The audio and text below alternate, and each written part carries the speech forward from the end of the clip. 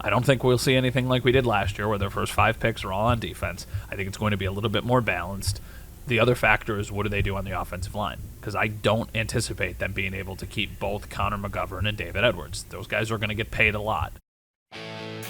It's time now for the Nuff Said with Bob Koshinski podcast. Brought to you by Chef's Famous Italian Restaurant, home to spaghetti parm, and Rich Entertainment. They bring friends and family together through unforgettable experiences. And the Big Weck Radio, home to the oldies. Bob's guest is WKBW Sports Director Matt Bove. Welcome back to another edition of Nuff Said with yours truly, Bob Koshinski. We're here in the famous French Connection Room at Chef's Famous Italian Restaurant. Always want to give a shout out to Louis Billetier and Mary Beth for hosting the Nuff Said podcast. Also to the Big Weck and Buddy Shula, the great radio station, and Rich Entertainment Products, who's one of our newer sponsors. And since I brought up Rich Entertainment Products, we lost a very dear friend, Jon Dandes, this past week. John was with Rich Entertainment. John was president of Bison Baseball.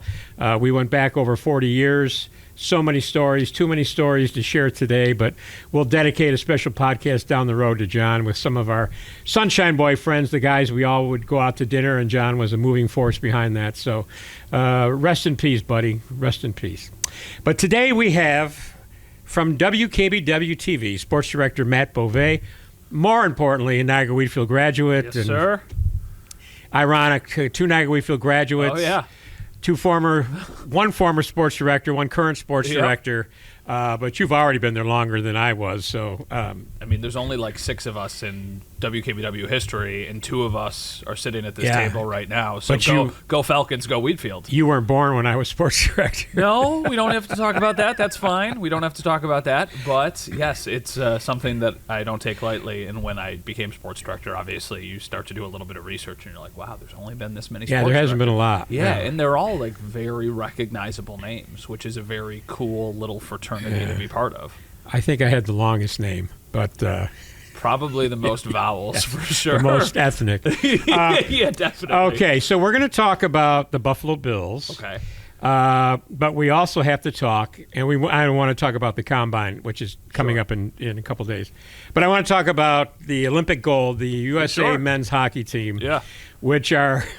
as luck would have it, the weather sent them down to Miami. Yeah. They couldn't land in New York City because of the storm, and last night they were partying in another nightclub, singing the national anthem and just being revered. And tonight they'll be in the State of the Union address, and that'll be interesting. So now I saw the last time talking about how old people are. 1980, I watched that game live in the afternoon. Very exciting. This game, 8 a.m., a lot of the women had already won. And the difference, of course, now is these games go 3-on-3 in overtime. Yeah. Which I was dreading. Of course. Because with the talent, with the roster the Canadians had. Yeah. So your take on the game, first of all. It's a huge moment for United States hockey. I mean, that's what I think of it as. I think of it as my generation's miracle on ice. And when I say that, I do not mean that them winning is a miracle. I do not want to get it, misconstrued.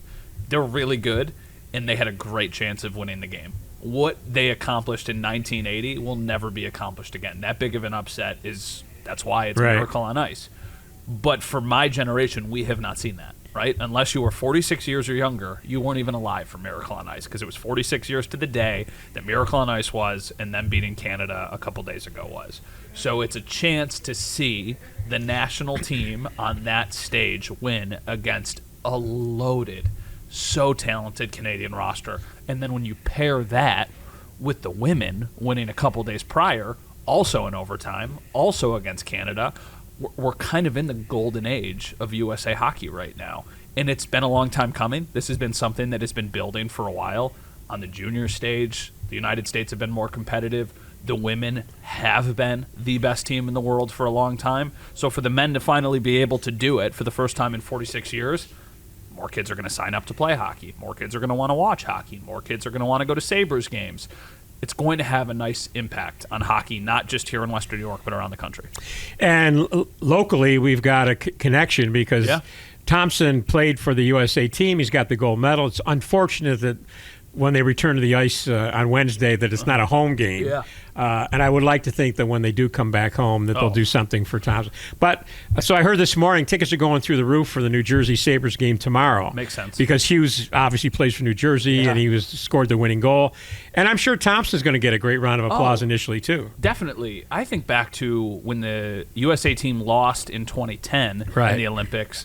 Ryan Miller going to Pittsburgh in the first game back. Sidney Crosby, the star of the Penguins, wins the gold, but Ryan Miller gets the bigger ovation. Jack Hughes will obviously get the biggest ovation on Wednesday, but Tage Thompson will get a standing ovation. They will acknowledge him before the game. And it's interesting because next week, the Vegas Golden Knights come to town for the first Sabres home game. So Tage Thompson, I'm sure, will get recognized before the game, but so will Jack Eichel.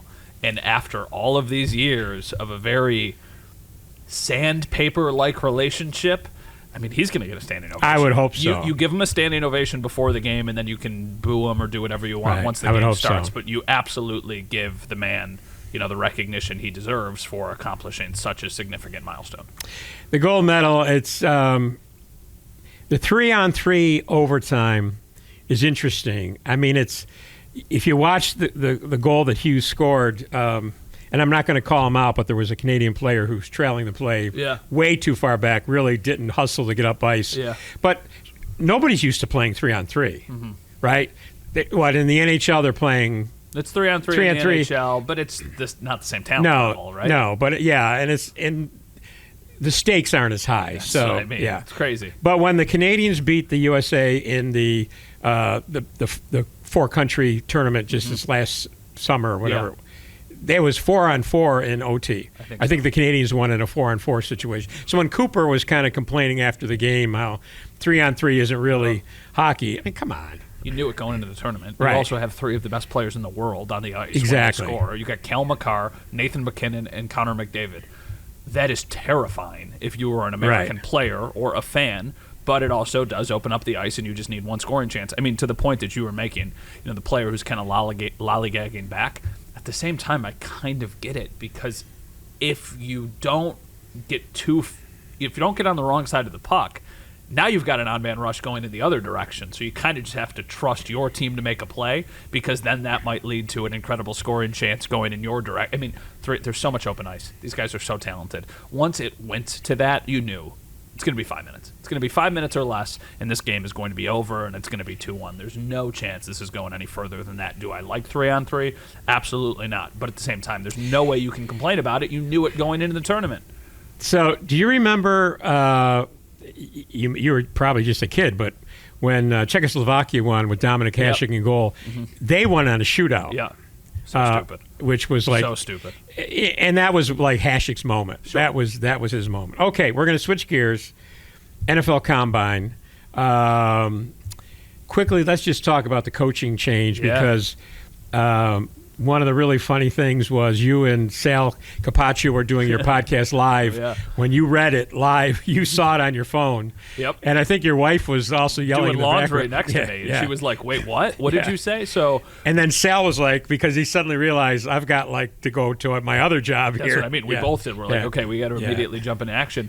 So my wife came to Denver with me for the divisional game. And then we were very, the way it worked out, we stayed Sunday, did some hiking, were able to explore a little bit, which was tricky because then you're like, hey, if something happens, I'm going to be in the air traveling back, this is going to be tricky. But when I made it through Sunday, I kind of thought, okay, nothing's going to happen. If something was going to happen, it was going to happen on Sunday. It wasn't going to happen on Monday. So then when we were I'm in my basement recording this podcast, and that happens, I was truly stunned for a lot of reasons. First off, that they made the decision, but also that it happened the way it did and when it did, because I thought we were kind of out of the woods, and then clearly I was wrong.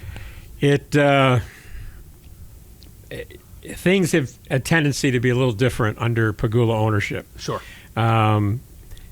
Nobody will ever know. Maybe someday it'll come out how long that thought really was in his head. How long did he set his sights before the playoffs on what I'm going to do if? I don't know. Maybe he'll never say. But I I was surprised. I was surprised that Brady got the job. I was hearing, they were going to go out west. But I kind of like the thought. I think this team basically had run out of things to say in training camp after losing, well, usually to the Chiefs. Sure. And it definitely showed this past year. Wow, it's not about the Super Bowl. It's one game at a time. And I know mentally, and I'm guessing maybe even a team psychologist kind of told them, you need to change your mindset because if you don't make it all the way, you're going to devastate yourself mentally. Yeah. But now they have a new coach, but they know him. He's an excitable guy. They're going to bring in a lot of new faces for coaches. So it kind of gives them renewed energy. It energizes the team. Yeah. And I think there's going to be a lot of new faces on the roster as well. Oh, definitely. I think so too. I think this was their way. It's a little bit of having your cake and eating it too. Right. I didn't love the Joe Brady decision when they made it. The more time has gone on, the more it has grown on me. I would have thought there would have been more intriguing and exciting options elsewhere. Obviously, they did not feel the same way. They're going to bring back the guy who has run the offense that has been very, very good for the last couple of years, one of which had an NFL MVP quarterback.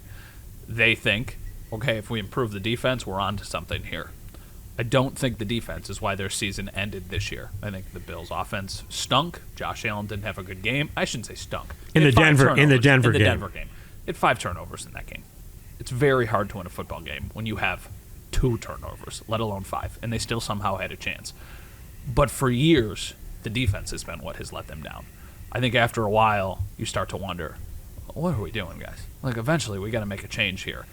This, to me, was kind of like the last-ditch effort. Of like, if it wasn't now, we got to make a change. We got to see something. So I think that's the one thing about this offseason that is so intriguing and exciting is that there will be a lot of changes. For the last several years, it has been, okay, the same coach, the same GM, and you bring back kind of the same cast of characters over and over and over again. It's like, oh, you can't find somebody, bring on Jordan Poyer back, or bring on Matt Milano back, or whatever it is. Like, keep bringing these guys back. I think we're going to see a very notable change with this roster, which I think the floor for the Bills is much lower than it has been, but I don't think the ceiling changes at all.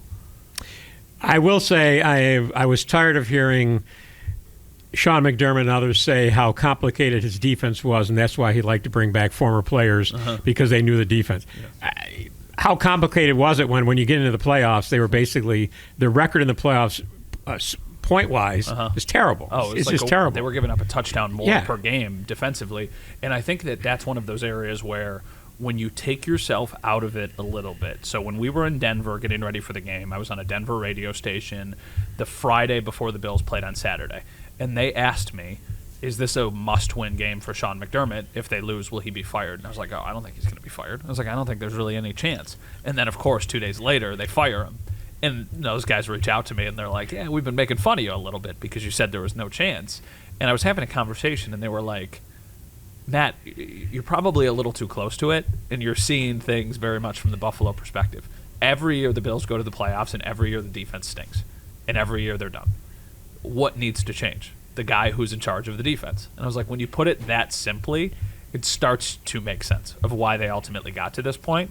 I just do think that, like, hey, the roster has also had its flaws. And that's the other part of it. It's not just that Sean McDermott got fired. It's that Sean McDermott got fired, and Brandon Beane, the man in charge of the roster, got a promotion in all of this, and now it's his show. So I think that's the thing that people are trepidatious about, we'll say. So do you think Beane will be different now with Brady as a coach and Pagula obviously with – there's no doubt about it. I mean, Super Bowl or bust. Yeah, I mean, it's Beane's show. Like, now or never, man. Like, this is going to be the opportunity to – and that's why I think he's going to be aggressive. I don't think he's sitting on his hands and going, hey, the longevity of this roster. There was a reason last year when he made his contract extension decisions, they signed everybody to 4-year extensions. They view that as the window. They view that as, hey, that's when Josh Allen is in his prime. So they think in their minds they have 4 more years of this team being truly elite. You're not sitting on those 4 years. You're not saying, well, if we don't do it this year, let's have a good team next year. They are going to go for it. And even with the salary cap limitations that they have, the lack of assets that they have, I think that he will be very aggressive because he knows it's now or never. other teams, the Rams in particular, have ransomed the future to win now. The Bills really haven't done that.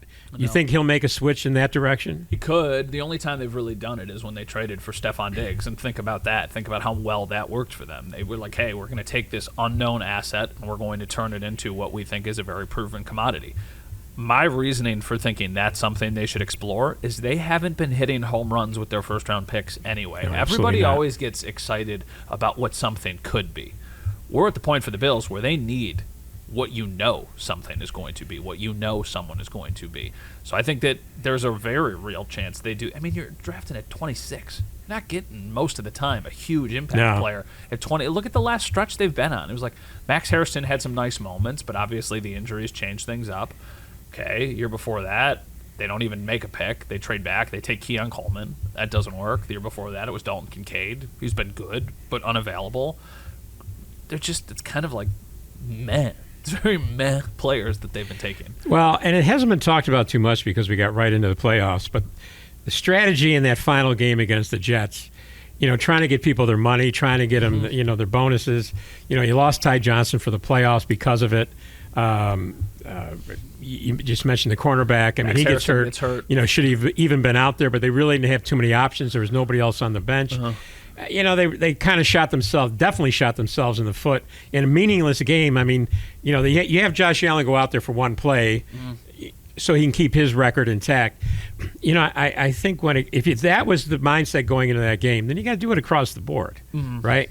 So, okay, Combine. Who are they looking at? Who do you think they're going to try to get in that first round? I would lean into two positions, and I think that it's wide receiver and it's edge rusher. I think those are the two areas that we really need to focus on. I don't want to say stunned if they went in a different direction, but if they are making their pick, I think those are the two areas where they need to address it.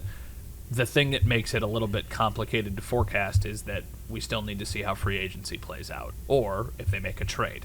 Let's say, for example, I don't think this is going to happen, but if the Bills trade 2 first-round picks and something for Justin Jefferson, obviously they've addressed wide receiver. Now it's going to be, okay, what are you going to do with edge rusher? Or if they trade a couple first-round picks for Max Crosby, they're probably going into the draft and they're like, okay, we got to get as many wide receivers as possible.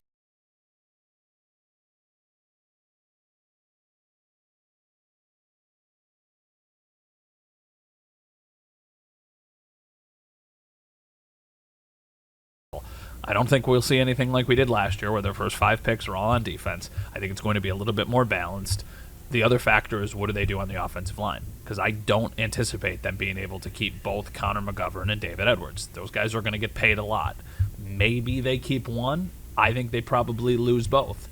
So that also becomes a factor. How are you going to address the offensive line? Is that going to be something? So right now, I would say the leader in the clubhouse is wide receiver probably first, edge rusher probably second, and then the position to just kind of keep in the back of your mind is linebacker, just because we don't know what's going to happen with Matt Milano. Terrell Bernard did not have a good year, injury riddled, so it feels like they need to address that as well.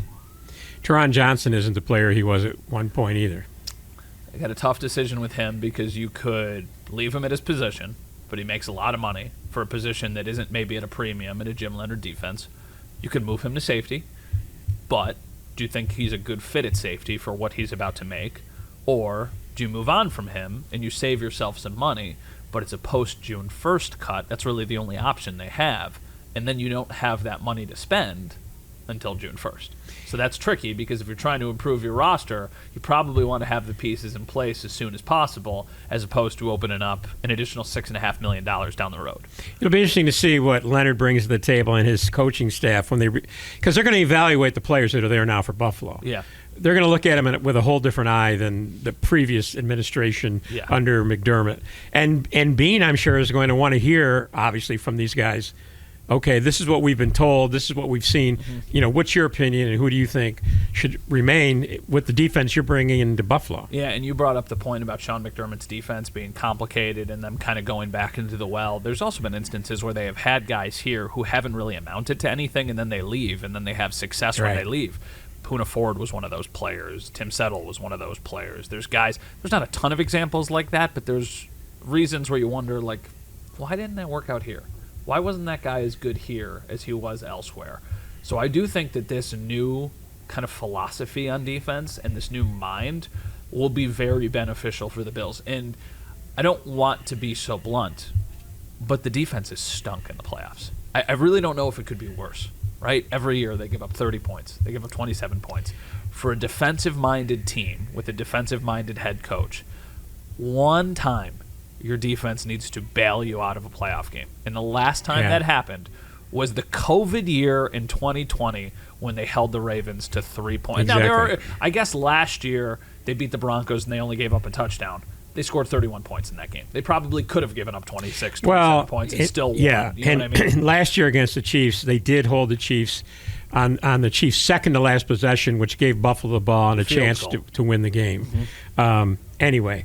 Bills' offense has had the ball in the last 3 elimination games with a chance to win or tie. Yes. And they've lost in every one of those games. Yeah. The offense should not wash their hands of this. No, This no. is not. They deserve some of the blame. And Josh some Allen shows have deserves some called of the Allen blame. out as not being a closer. Yeah, and I mean, I don't agree with it, but it's fair. You can then look at, though, that's where nuance comes into play. You could say simply, he didn't win. You're right. He didn't drop a ball to Dalton Kincaid. He didn't throw, maybe the Brandon Cooks one Was it a catch? Was it a catch? I don't think I'm so. starting to think it was a catch. Here's my thing. And I will take this to the grave. If Brandon Cooks acts like he catches it, it's a catch. Yeah. If he gets up and is doing the first down and he's signaling, moving the chains, or the offense starts to run up the field, that's a great point. Yeah. it's a catch. But in real time, common sense tells us he didn't catch the ball. The other guy caught the ball. When you start to slow it down and you look at these screenshots, by that it looks like it's a catch. But common sense is like, If you look at a couple of Cook's long receptions towards the end of the season, he has had a problem wrapping the ball up. There was the one against Philadelphia. Yep. Where the ball was here, and he did get the catch, but just make the catch. Yeah. Like we shouldn't be taught, honestly, if he makes that catch, they likely win the game. I mean, Matt Prater's going to make a 35-yard field goal. They likely win the game. After watching what happened in the AFC, there's certainly a chance that they go to the Super Bowl. I don't think that they could not have beaten the Patriots. I think they would have probably beaten them. There's no way they're firing Sean McDermott if you lose. If you're in the Super Bowl. In the Super Bowl. Right. There's zero chance. So the domino effect here is insane, but this is also a self-inflicted wound because the wide receiver room stunk. Unfortunately, what it was lost in everything was Prater kicks a 50-yard field goal with no time on the clock to send that game into overtime, right? I mean, Buffalo has been the victim of missing those kicks. This guy walks in, no questions. Calmly So we at that game, the last elevator from the press box down to the tunnel, like where we needed to go and kind of be ready, was at the 5-minute mark in the fourth quarter. And at that point, the Bills were driving to extend their lead. They were up 1. They then ended up kicking a field goal. But what was interesting was when we were in the elevator, I saw Josh throw a screen. Of course, it was a screen pass to Shakir, and then we see him run into the end zone, and then the elevator door closes. So while I'm going down the elevator, I'm like, they just went up 8 points. Like they're going to win this game. They're going to win this game. And then by the time we got down to the tunnel, that wasn't a touchdown. The one that skipped off the turf. It was the one that skipped off the turf. They see him kick, and then you watch the Broncos go down the field and score, and you're like, here we go again. Matthew, thank you so much for coming out. Of course. It's always great to sit and talk sports. The convenience of the chef's location. I'm right, 7 Broadcast Plaza. How many times did you make the drive from Channel 7 to Chef's? Colin, they had already named a dish after Irv Weinstein, That's what I mean. so they were never going to name a dish after me, but I was here long enough and often enough. Are you on the wall? You got to be on the wall. Yeah, I'm on the wall. That's pretty cool. Are you on the wall? I'm not on the wall. We got to get you on the wall. We'll get you on the wall. I've never been on a wall anywhere. We'll get you on the wall. Every time I go, I always see my peers and my colleagues, and I go, that must be. I was at when you get older, we'll put you on the wall at Niagara Wheatfield too. Can't put you on yet. You're too young. Yeah, what the heck? And you're a constant reminder of how young you are, because when I start reminiscing, you weren't even born for half the stuff I'm talking about. Yeah, but getting up, you know what I mean? Because now you've got this new wave of broadcasters who are coming into the market, and they're like, I was born in 2001. And I'm like, what? You were born in 2001? Hey, it's just the way the industry's going. Get used to it, buddy. I know. Get used scary. to it. Matt Bove from WKBW-TV, always great to have you out, man. Have a great holiday season, Easter, and we'll have you back, obviously, because, of course, why wouldn't you want to come back to Chef's Famous Italian Restaurant? Exactly. And that's a shout-out to Chef's Famous Italian Restaurant. Also, now, let's hear from Rich Entertainment Group. At Rich Entertainment Group, their mission is simple: bringing friends and families together through unforgettable experiences. From live sports and theater productions to luxury travel and hospitality, they're creating moments that people truly remember. With 19 businesses and growing, Rich Entertainment Group isn't just a group of companies. It's a community built around connection, joy, and shared experiences. It's all about bringing people together, and honestly, that's something we can all use a little more of. And we also want to give a shout out to the Big Weck and Buddy Shula and Company, my favorite radio station. We'll be back next week, and my guest next week is the legendary Hall of Famer Dan Nevereth. Why is Danny, the famous disc jockey, coming on the Nuff Said podcast? Because Dan Nevereth was the PA announcer for both the Buffalo Braves and the Buffalo Bills, and boy, does he have some stories. Until then, have yourselves a great night and a much better tomorrow.